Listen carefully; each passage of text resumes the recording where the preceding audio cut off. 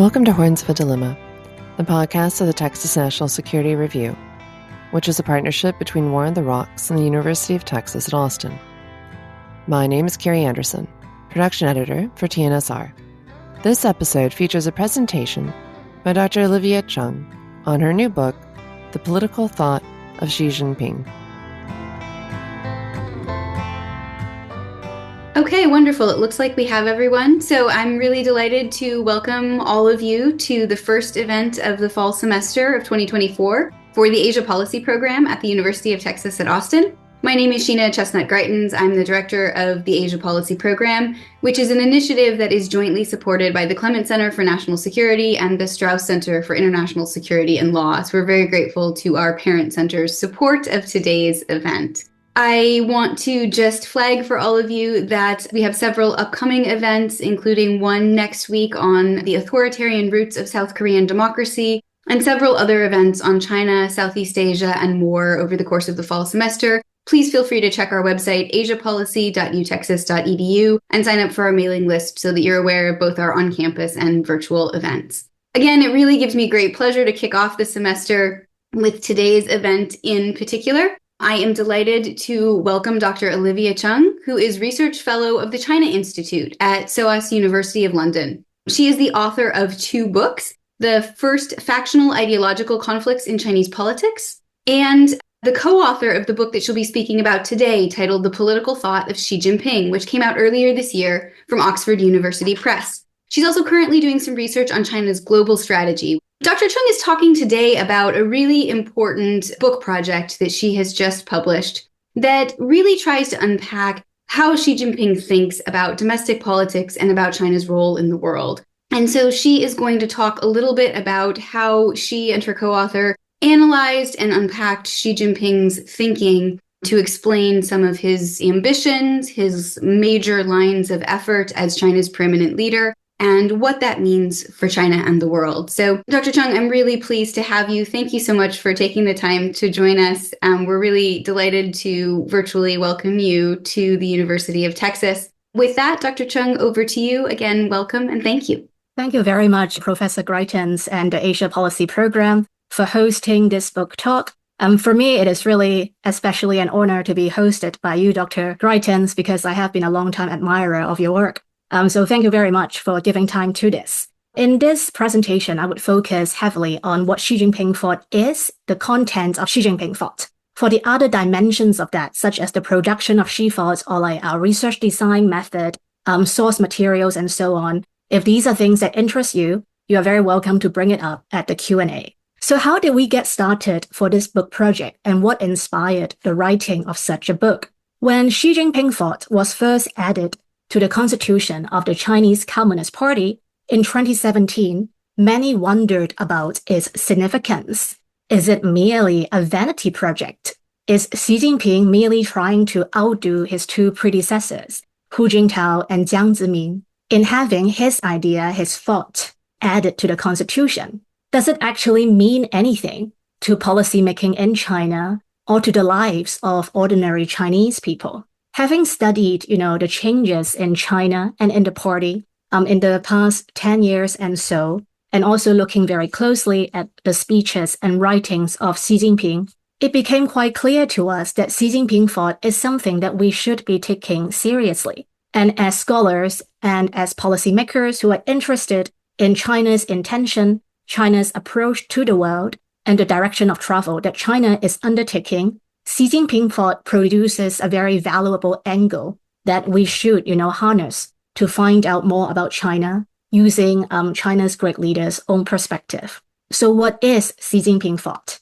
The way we define Xi thought in the book is that it is a proto-ideology in the process of becoming China's state ideology. When we use the term ideology, we refer to it academically as a clear and coherent set of worldview and a system of meaning that explains social phenomenon. By all measures, Xi Jinping thought aims to be an ideology, and in many ways it already functions as the ideological guide for policymaking in China. However, if we adhere to a strict definition or an academic definition of ideology, then it should become quite clear quite quickly that Xi Jinping thought doesn't really meet that intellectual standard.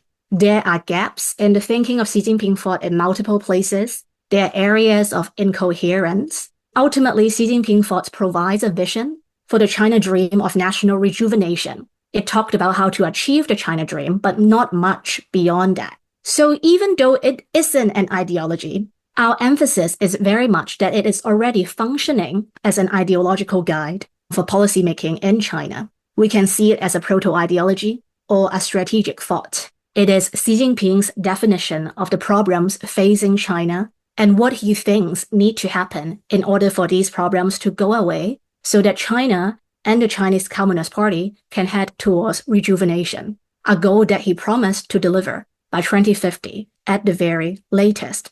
If we think of the political system of China using the digital terminology of our age as an operating system, then what Xi Jinping thought actually has done is that it has moved China to operating system number 3, while operating system number 2 took place in the Deng Xiaoping era that started in 1978 when China opened up to the world for market reform and ended right before Xi Jinping came to power in late 2012. That was operating system number 2. And before that, it was the Mao Zedong era, where China's political system was under operating system number 1. And it was a totalitarian system that obviously have a very different flavor from the Deng era. Now, under operating system number 3, some elements of the Mao era are being amplified. And at the same time, core elements of the Deng era are being selectively adopted and carried on. So how this is being done, I would elaborate in my presentation. There are 2 central visions of Xi Jinping thought, or to put differently, 2 core ambitions on what Xi Jinping thought tries to achieve. Domestically, it is a vision of grand national unity, of one China, one people, one ideology, one party, and one leader, that of Xi Jinping himself. Externally or globally, it is to deliver the China dream of national rejuvenation, and that refers to returning China to the glory of ancient time when Pax Sinica, or the ancient Sinocentric order, was in place.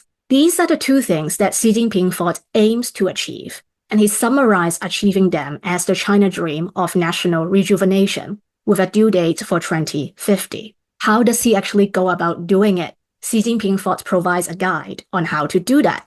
And in the book, we summarize 5 main dimensions in Xi thought where he guides China and the party towards the China dream. So in the rest of the presentation, I'll be going through the key elements of these 5 dimensions, followed by summarizing what we conclude the practical implications of Xi thought for the direction of travel for China and its implications for the world. The first dimension of Xi Jinping's strategy to achieve the China dream is to build the party into an effective Leninist instrument. This might sound, something fairly obvious or like assumed as taken by China scholars, given that the Chinese Communist Party has always been built on a Leninist template. From Xi Jinping's perspective, the problem is the party isn't Leninist enough. It has strayed away from the ideal image on what a robust Leninist instrument should be like. And by that, he refers to things like centralized vertical hierarchy, strict authority, absolute discipline, ideological uniformity, organizational resilience, and the party being the vanguard of society rather than being captured by social interests or rather than being corrupt. And these are classic attributes of any Leninist Communist Party that Xi Jinping thinks are what would make the Chinese Communist Party resilient. And problematically, these are also elements that he thinks the party is falling short. So one of the earliest things that Xi Jinping has done in his tenure is to carry out an anti-corruption campaign in an attempt to rebuild the party according to this template. And what is really quite noteworthy is that this is not one-time limited campaign. As it turned out, it has become a perpetual, relentless drive, where anti-corruption is not only carried out narrowly in terms of tackling economic crimes or power abuse, it is broadened to include a definition of policing, ensuring political loyalty to Xi Jinping himself. And this refers primarily to 2 things. The first thing is an antagonism against political factions or subdivisions within the party that are chattering against Xi Jinping's own authority, or that are alternative bases for control and for power and for distribution of rents and for corruption. The second dimension there is really talking about compliance of Xi Jinping's policy directives. One may argue that given Xi Jinping has centralized political power, what would be any reason why Chinese officials would not want to comply with his policy directives? Now, the reasons are many.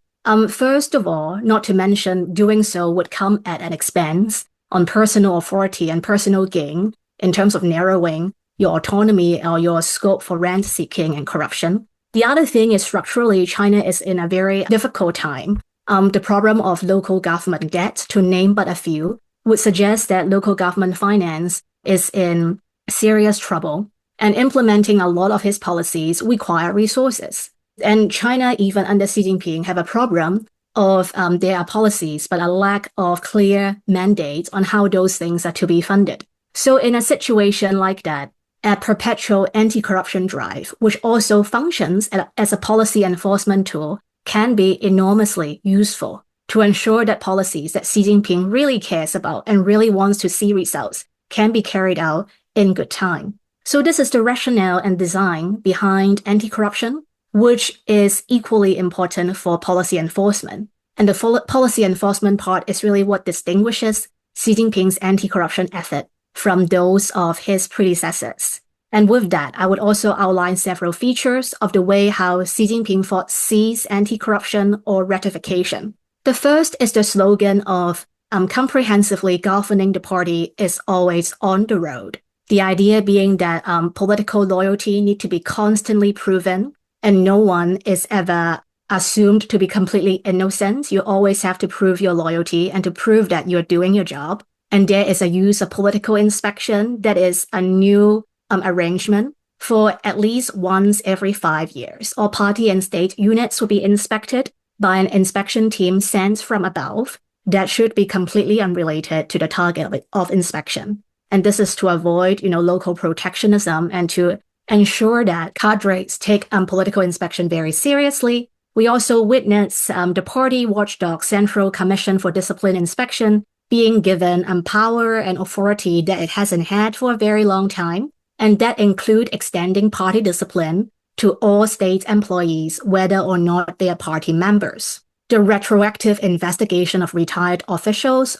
previously rarely used, is now routine. And ultimately, Xi Jinping is presenting a narrative that the Chinese Communist Party is capable of what he called self-revolution. And what that means is public supervision or democratic method of holding the party accountable from outside the party is ruled out as an option. This is also giving context to Xi Jinping's own definition on what democracy or public supervision means if, anti-corruption, which the people cares massively about, can only be done entirely in-house. And it should also be added that anti-corruption and ratification is not only in the party and the state, but equally importantly, if not more, in the People's Liberation Army, which is the military of China. And the goal for that is really to restore the PLA's historic role as the party's military that also double as the country's military.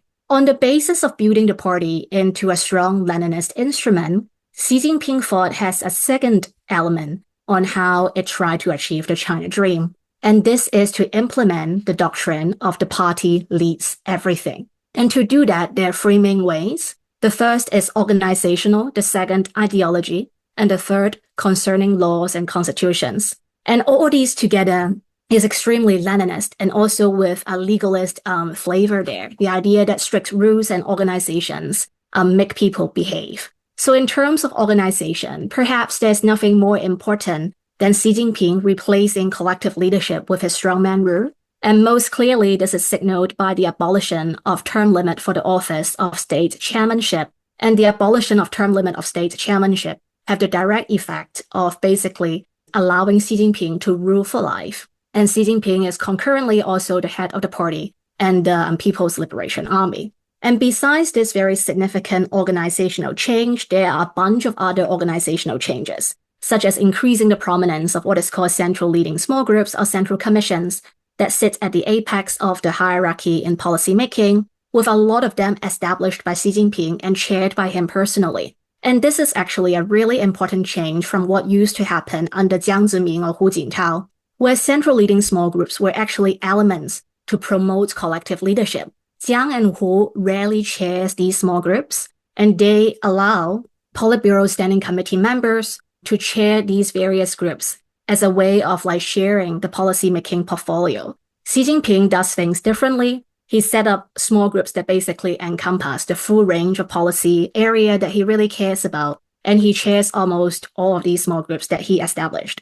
And the second organizational change that is important is to merge party departments wherever possible to centralize the line of accountability. And similarly, in relation to that, there has been a very notable trend of subsuming state departments inside the party. Although in many instances, these state departments would still retain their name as a state department in their external communication, but functionally, organizationally, they are subsumed as a part of the party. Another really important organizational change is actually expanding the party outside the party. And by that, I refer to party building activities in non-party organizations, such as the government, companies, universities, social groups, residents' committees, churches, and so on. So these are all organizations that are structurally not a part of the party, but there are party units inside them. In some ways, this has always been the case in China,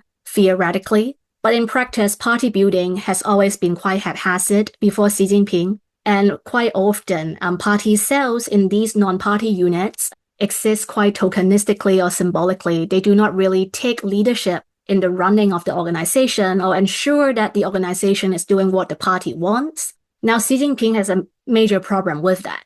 And he talked about, party building work, reinvigorating the party outside the party. And this is what he is talking about. Ensuring that the party organizations embedded in organizations outside the party would actually take up the Leninist role as the vanguard of society by guiding those in the organizations to do what the party wants. And this is something extremely significant, because basically the entire population of China would be covered by these various groups and organizations in which there are a party inside. So if you talk about extending the party leadership, or using a Xi Jinping thought terminology, the party leads everything, then implementing this actually has extreme practical significance. Another tool that Xi Jinping thought really champions in ensuring that the party leads everything is on ideological control. There are various strands on how he does that. The first is to crack down on what he called false ideological trends, and that refer to Western or liberal political ideas, things like universal values, civil society, liberal democracy, freedom of press, and so on, are being vilified and attacked rigorously. They are seen as conspiracy by Western countries to overthrow the Chinese Communist Party. And any expression of admiration or positive feelings about these ideas are not allowed, and they are seen as evidence of betraying the country and can make one liable to prosecution.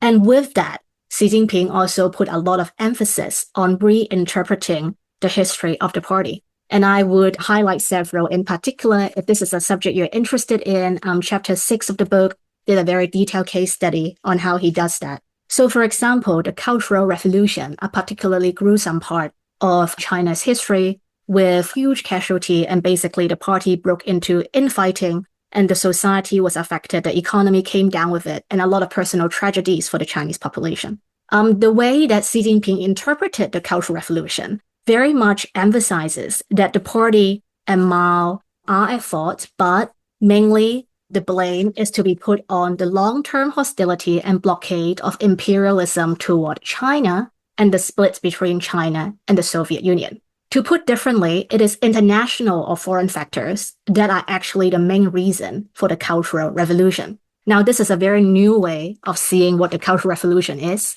or what its causes actually are, and definitely one that is at variance with historical analysis that has been done for the past few decades. A second example of the interpretation of history by Xi Jinping thought is the extension of the length of China's involvement in the Second World War from 8 years to 14 years. And with that extension, it allows Xi Jinping to claim that China was the first country to fight what he called the global war against fascism. So by extending the length of the wall, it gives China a lot more credibility to its claim as a global leader, one that is peace-loving and one that has the interest of global South countries in mind in his narrative. If we recall a military parade in China in commemoration of the Second World War, we see Xi Jinping really playing up this narrative. And finally, the use of law or constitutions to really enforce the party leading everything. We witnessed that in the tightening of party laws. This happened very systematically in the first and early second term of Xi Jinping's rule. And then gradually we see that same approach being extended to Chinese society, where there is a significant number of new laws on national security, espionage, data protection, and so on being legislated. And in all instances, the aim is to embed security considerations in all stages of policymaking. It is about creating a culture to encourage preemptive compliance with the party's wishes in order to prevent being a target for investigation. So with that, it also strengthens the party's authority and leverage over Chinese society, or indeed anyone who have anything to do with China. So far, we have focused on the coercive elements of Xi Jinping thought. But crucially, I would like to emphasize that Xi Jinping thought is also very much about consensus building and legitimacy. Xi Jinping really wants the Chinese people to love the party, not only to fear the party. And with that, he put forward what we described in the book as an upgraded de facto social contract. The concept of a social contract was used by China's scholars to describe the Chinese Communist Party's relations with the Chinese people. And obviously, Xi Jinping or the party would not talk about its relations with the people on contractual terms, based on the assumption that they are expected to be loyal to the party, no matter how well or not well the party performs. But in reality, after the 1989 crackdown of the Tiananmen Square protests, we do witness the emergence of a social contract in practical terms. And what it means is quite simply that the party promises to offer the people an improvement in living standard in exchange for them to accept the Chinese Communist Party a monopoly of political power. And it was in the years after the 1989 Tiananmen crackdown that China's economy really took off, with their admission into the World Trade Organization as a major turning point as well. So in many ways, the de facto social contract had worked, but by the time Xi Jinping came to power, this contract is also fading in some ways. China's facing new challenges, things like affordable housing is a problem, education, healthcare system, people's demands are much higher, expectations for more upward mobility, corruption becomes a serious problem that people are very unhappy about. And there are also issues with, climate change, pollution, food safety, and so on. And all these suggest that the original social contract is not entirely satisfying the Chinese people. They demand more from the party in terms of performance legitimacy. And it is in this context that Xi Jinping thought promises a lot on how the Chinese Communist Party would do better and more for the Chinese people to meet their demands. And we see this being demonstrated in quite a dramatic way in Xi Jinping's first and second term in terms of the anti-poverty campaign that, if I recall correctly, is from 2015 to 2020. And this is in chapter 4 of the book.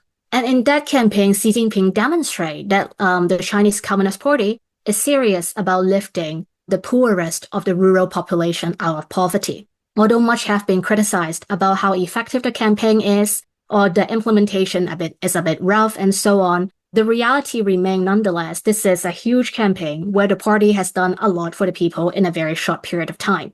And it is also in the context of this anti-poverty campaign that the ethnic Uyghur minority in Xinjiang faces unprecedented suppression. So far in various parts of the world that are critical of China's suppression of the Uyghurs, the focus has very much been on the detention centers, testimonies from those who witnessed what happened or people who came out from those centers. And what I think is also an important context to bear in mind is Xi Jinping sees, the suppression of the Uyghurs as actually a part of the anti-poverty campaign. The idea being that the upgraded de facto social contract applies to everybody in China, and for minorities who he considers to be politically suspect, there is something additional in their part of the social contract. which is in order for them to enjoy the full benefit of being a member of the big family of China, they also have to demonstrate that they really deserve that. And to demonstrate that, they need to accept that they need to be cultivated into patriotic Chinese in the way that the Chinese Communist Party understands it to be. So this is Xi Jinping's way of seeing the Uyghurs. However much we might disagree or think that this is distorted. And the same idea applies to his approach towards Hong Kong, where he is suspicious of Hong Kong's political loyalty, and he has also launched an unprecedented crackdown on political and civil freedoms in Hong Kong.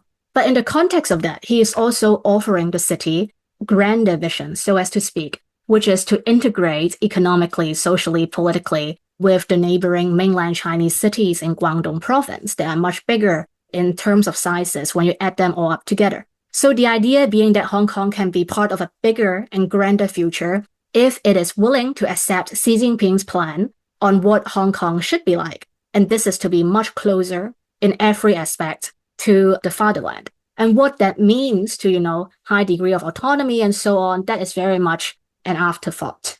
So this is to say that there is a de facto social contract, but for minorities, ethnic or political, to enjoy the full benefit of being Chinese, they also need to demonstrate that they are patriotic. And this is being implemented, the full benefit of being Chinese, they also need to demonstrate that they are patriotic. And this is being implemented in those parts of China currently with full force. So I have covered 3 elements of Xi Jinping's thought on creating or on leading China towards the China dream. I talked about building the party. That's the first element. I talked about extending party leadership throughout China. That's the second element. And I also just talked about a new de facto social contract. And with that, I'd like to lead on to the fourth element that is also generating headlines in the news almost daily, and that is on the Chinese economy. Xi Jinping thought's catchphrase for the Chinese economy is a socialist market economy.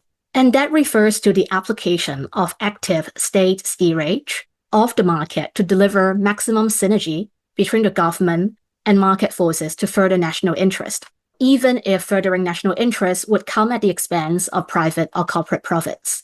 So this is to emphasize that Xi Jinping very much doesn't think in binary. It is not market versus government, it's market and government together. It is not about, or commercial motivations or Beijing's, geopolitical incentives. In his mind, all these can come together when the party set overall guiding role. Your personal goals, your company's incentives can actually align with what the party wants you to do, although what the party wants you to do take priority. So if there is a clash, what the party wants come first.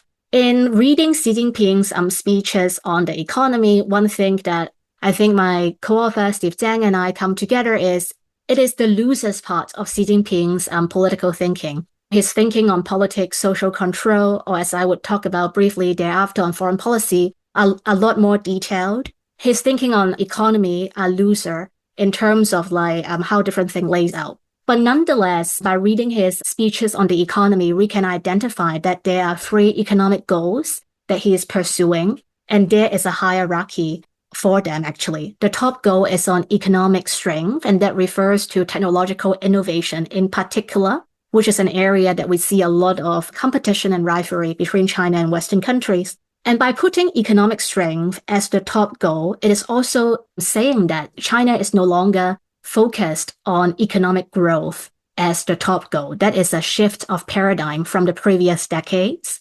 The second goal is to substantially enhance economic order and economic security. Economic order refers to things that are domestic, so the diffusion and elimination of domestic economic risks, things like financial risks to be tackled by the leveraging drive, anti-monopoly, and to regulate the performance of China's conglomerates and so on. In terms of security, it very much ties to economic strength again. It is about insulating China from external threats, including Western economic sanctions or technological restrictions. The goal is to ensure that China's economy can, to quote Xi Jinping, self-circulate during critical times. Finally, the third goal, which is also the lowest ranked goal in Xi Jinping's thought on the economy, is what he termed common prosperity. And that refers to improving the earning prospect of the lower earners in China, enlarging the size of the middle class. So this is a vision of more wealth redistribution. But significantly, unlike the first two goals, the third goal, after the anti-poverty campaign, it is not being implemented with a lot of significant state input. It is very much being left to the provinces and different sub-provincial units to use their resources to carry out redistribution. So this is also to say that this is a thing where there can be greatest variations on how it is being carried out. And there's no promise that everyone can enjoy common prosperity. And Xi Jinping's, lack of definite commitment there is quite a contrast to his much stronger commitment on technological innovation and on economic order and economic security. And finally, moving on to his foreign policy vision. And this is captured by his slogan, building the common destiny for humankind. This is very much based on his romanticized imagination of the ancient Sinocentric order called Tianxia, or all under heaven. It is a lofty vision of China being the center of the universe, and on this basis, there is peace and prosperity for all under heaven. They volunteer their deference and show respect to China out of admiration for China. And for this reason, there's no need to use force because everyone is happy with accepting Chinese leadership. So this is a very romanticized imagination of Tianxia in a nutshell. And it is at variance with historian study of how Tianxia was actually like in practice in ancient times, which is detailed in chapter 7 of the book. So in short, Xi Jinping doesn't see China as competing against the United States within the existing order, but he does believe that China's strategy lies centrally in capturing international organizations, especially the United Nations, to win support from the global south in order to do what he called, quote, democratize international relations. The idea is to use these organizations to really remake the rules-based international order so that the rules can be friendly to China. And to pursue Tianxia, we see Xi Jinping using a very sharp divide and rule approach to split the United States from its allies, preaching concepts like strategic autonomy, constructive engagement with China. Matters in Asia should be handled by Asians. Africa is for the Africans. And things like small and medium-sized countries need not and should not take sides among great powers. Like these quotes give you a sense on his tactic of divide and rule to split the US further away from its allies and bring his allies closer towards China. Fundamentally, one thing that I think it is important to emphasize is that it is not about exporting the China model. It is not about making other countries copy China's system, but encouraging them to admire China's system and to make it available to them should they wish to learn. So this is not coercive on that level. But at the same time, there is a very forceful element in Tianxia, which is an uncompromising approach to sovereignty. And that includes an absolute notion on national security with regime security at the center. And that would imply for sovereignty or territorial disputes in the Indo-Pacific region, China under Xi Jinping is determined for a clean resolution in China's favor by 2050 at the very latest. So what are the implications of Xi Jinping thoughts, the visions of Xi Jinping thought for China and for the world? First of all, I think politically, quite obviously with Xi Jinping thought being in the leadership role, scope for checks and balances or local discretion have been very significantly narrowed. And this results in policymaking in China quite different from what it was used to. Previously, there is a lot more scope for experimentation, but now the focus is very much on complying with what Xi Jinping wants. Whether or not this generates the best outcome for China is not independently valued. The most important thing is Xi Jinping's thought is being complied. Economically, Xi Jinping's very state and party-centric nature of pursuing its economic ambitions is very expensive to do. It has basically resulted in the Chinese economy not focusing on transitioning to a consumption-driven economy, because Xi Jinping's top economic goal on tech ambition is also one that requires continuous and heavy state investment. So this is one of many economic implications that I would like to highlight. In terms of foreign policy, A direct implication is that Chinese foreign policy under Xi is about making the world safe for autocracies. And to ensure that China will not fall victim to color revolution, the confrontational approach that Xi Jinping takes to Western countries will continue, although it would also be moderated to some extent by the divide and rule approach to try to win over US allies from the US and bring them closer towards China. Xi Jinping would continue to advocate multipolarity in terms of China's relations with other countries. But if we take his conception of Tianxia or all under heaven seriously, then it should be unmistakable that his ultimate dream is really about Chinese primacy. This would suggest that multipolarity, or what he called the democratization of international relations, is not an end goal, but a way station to Chinese supremacy in accordance to the Tianxia vision. Xi Jinping thought is sustainable as long as Xi Jinping is sustainable. And so far, the lack of term limit would suggest that Xi Jinping can effectively carry on for as long as his health allows. But whether Xi Jinping thought may outlast him is very much, I think, an open question. But what is for sure, and what we can already see now, is that there hasn't been any change in policy direction since 2017, when Xi Jinping thought becomes enshrined in the party constitution. Since then till now, we haven't seen any major shift in China's policy direction. And this is despite China's economy and foreign policy facing a lot more challenges. So I think with that, we can also expect, longevity and endurance in China's policy direction or direction of travel set out in Xi Jinping thought, as long as Xi remains in power. I think I'll end my presentation here. Thank you. Thank you for listening to this episode of Horns of a Dilemma. Do not forget to read the Texas National Security Review, which you can find at tnsr.org.